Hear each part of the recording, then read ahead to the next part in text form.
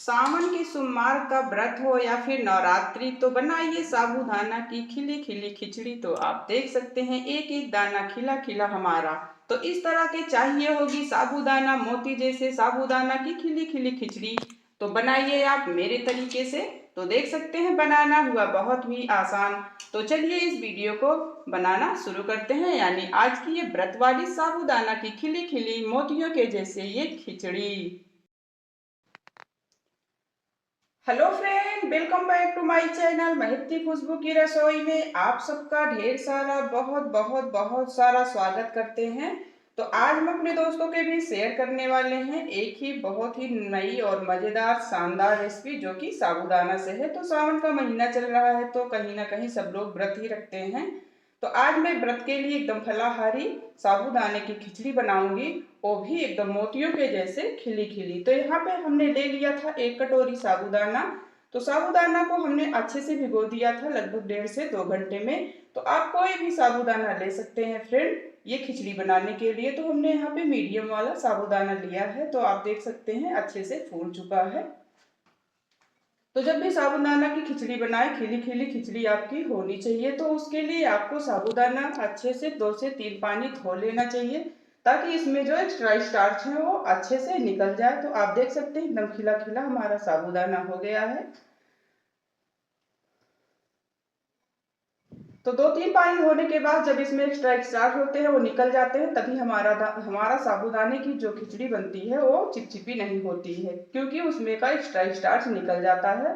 तो 2-3 पानी धोने के बाद जब भी साबूदाना को भिगोए 1.5 से 2 घंटे के लिए, तो उसमें इतना पानी डालें कि साबूदाना उसमें डूब जाए, ऊपर पानी नहीं आना चाहिए। तो हमने इसी तरह से इसको भिगो के रखा था। अगर आपको लगे कि 1.5 घंटे बाद नहीं भिगा है तो थोड़ा सा पानी के छींटे मारकर आप साबूदाना को भिगो सकते हैं। तो चलिए इसे हम बनाना शुरू करते हैं। आप लोगों के प्यार और आशीर्वाद के साथ प्यारी सी मुस्कान के साथ प्यारा सा वीडियो। तो आप इस खिचड़ी को सावन के महीने में या फिर नवरात्रि में आप खा सकते हैं, फलाहारी भी बना सकते हैं इसे, और हमेशा के लिए भी खाने वाले इसे बना सकते हैं। तो चलिए फ्रेंड यहाँ पे हमने गैस को जला दिया है और कढ़ाई भी चढ़ा दिया है। तो यहाँ पे हम डालेंगे देसी घी, क्योंकि हम फलाहारी खिचड़ी बना रहे हैं तो हमें देसी घी का उपयोग करना चाहिए। अगर आप वैसे बना रहे हैं तो आप कोई भी कुकिंग ऑयल ले सकते हैं। तो इसमें हम डाल दिए हैं लगभग 1 बड़ा चम्मच देसी घी। तो देखिए फ्रेंड घी हमारा अच्छे से गर्म हो चुका है। अब यहाँ पे हम डाल देंगे 1 चम्मच भर के जीरा, छोटा चम्मच है। तो घी बहुत जल्दी गर्म हो जाता है तो इसलिए गैस का फ्लेम हमें मीडियम रखते हुए इसे भूनना है।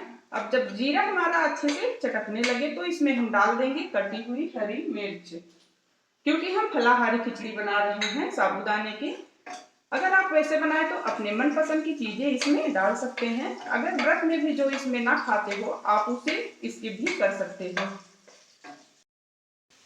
तो देखिए फ्रेंड यहाँ पे हम डाल देते हैं 1 इंच अदरक का टुकड़ा ग्रेट किया हुआ। इससे जो साबूदाना की खिचड़ी है बहुत ही अच्छी लगती है, खुशबू अच्छी आती है और बहुत टेस्टी लगती है। तो चलिए इसको अच्छे से पका लेते हैं सुनहरा गोल्डन होने तक।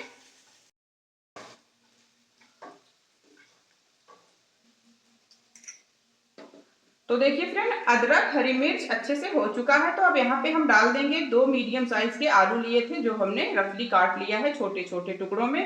तो इसको हम इसमें डाल देंगे और थोड़ी देर इसे अच्छे से पकाएंगे, क्योंकि यहाँ पे हम कच्चा आलू का इस्तेमाल कर रहे हैं। आप चाहो तो यहाँ उबला हुआ आलू भी डाल सकते हो, लेकिन वो उबला रहता है तो जल्दी से गोल्डन हो जाता है। लेकिन ये और भी अच्छी और शानदार हमारी खिली खिली मोतियों की जैसी खिचड़ी बनेगी। तो इसलिए इसे हम मीडियम आंच पर पकाते हुए आलू को अच्छे से पहले पका लेंगे। तो देखिए फ्रेंड आलू हमारा आधे से ज्यादा पक चुकी है। तो अब यहाँ पे हम डाल देंगे मूंगफली। मूंगफली को हमने अच्छे से रोस्ट कर लिया था घर पे। तो चलिए इसको हम डाल देते हैं, क्योंकि हम व्रत के लिए खिचड़ी बना रहे हैं तो इसका डालना तो बनता है। अब इसे डालने से जो घी में अच्छे से भुन जाएगी हमारी मूंगफली। तो चलिए आप जब भी मूंगफली डालें तो उसे रोस्ट कर लें पहले, उसके बाद डालें। अगर आप चाहते हो खिली खिली खिचड़ी हमारी बने साबूदाना की तो इस तरह से जरूर बनाइएगा मेरे ट्रिक से। अगर आज का वीडियो पसंद आए तो लाइक कर दीजिएगा, चैनल पर नए हो तो सब्सक्राइब करना बिल्कुल ना भूलिएगा और प्यारा सा कमेंट जरूर कर दीजिएगा। तो ये आप लोगों से प्यारी सी रिक्वेस्ट है हमारी तरफ से, और हमारे चैनल को थोड़ा सा सपोर्ट करिए, प्यार और आशीर्वाद बनाए रखिए। तो चलिए अब इसी बात पे यहाँ पे हम डाल देंगे एक कड़ी पत्ता। अब इसको अच्छे से हो जाने देते हैं, बढ़िया सी सौंधी सौंधी खुशबू आने देते हैं। तो देखिए फ्रेंड, आलू हमारी अच्छे से पक चुकी है, आप देख सकते हैं एकदम अच्छे से आलू हमारी हो चुकी है। ये देखिए अच्छे से टूट रही है, ये देखिए। तो अब यहाँ पे हम डाल देंगे ये खिला खिला मोतियों के जैसा साबूदाना। तो चलिए इसको हम इसमें डाल देते हैं। कोई नहीं बता सकता कि इसको हमने अच्छे से भिगो के धो के रखा था। तो चलिए इसको अच्छे से मिला देते हैं। ये घी में जाने के बाद थोड़ा सा ट्रांसपेरेंट हो जाएगा, यानी और ज्यादा सॉफ्ट हो जाएगा, तभी हमारी ये खिली खिली साबूदाना की खिचड़ी बनकर तैयार हो जाएगी। तो चलिए इसी बात पे यहाँ पे हम डाल देंगे व्रत वाला नमक। अगर आप वैसे बना रहे हैं तो आप यहाँ पे रोज खाने वाला नमक डाल सकते हैं और लाल मिर्च का भी उपयोग कर सकते हैं। ये यहाँ पे इसी बात पे डाल देते हैं काली मिर्ची पाउडर। हम बता रहे हैं अगर आप व्रत के लिए नहीं बना रहे हैं तो अपने पसंद के मसाले डाल सकते हैं, या व्रत में जो ना खाएं उसको भी आप मत डालिए। और यहाँ पे जाता है भर के 2 चम्मच मूंगफली का पाउडर। इससे जो हमारे साबूदाना की खिचड़ी एकदम बढ़िया परफेक्ट तरीके से बनकर तैयार होगी, बहुत ही सुपर टेस्टी और हेल्थी भी होगी। तो कुछ लोग सोचते हैं कि हम व्रत हैं तो क्या खाएं क्या ना खाएं, कुछ समझ में ना आए, तो आप झटपट से उठाइए साबूदाना और फटाफट बना लीजिए साबूदाना की खिली खिली मोतियों के जैसी ये खिचड़ी। आप देख सकते हैं एकदम खिली खिली, एकदम अच्छे से गिर रही है, बिल्कुल भी नहीं चिपक रही है। अब इसी बात पे यहाँ पे हम डाल देते हैं 1 बड़ा चम्मच नींबू का रस। अगर आप व्रत में खाते हैं तो डालिए, नहीं तो बिल्कुल भी ना डालिए। तो चलिए बन गई हमारी साबूदाना की व्रत वाली खिचड़ी, वो भी मोतियों के जैसी खिली खिली। तो देख सकते हैं फ्रेंड।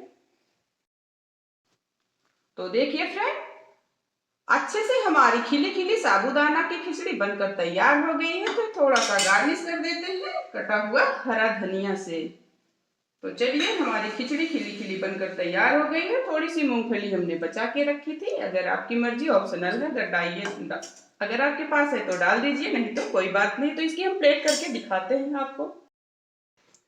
तो देखिए फ्रेंड्स, साबूदाना की खिली खिली खिचड़ी हमारी बनकर तैयार हो गई है एकदम मोतियों के जैसे।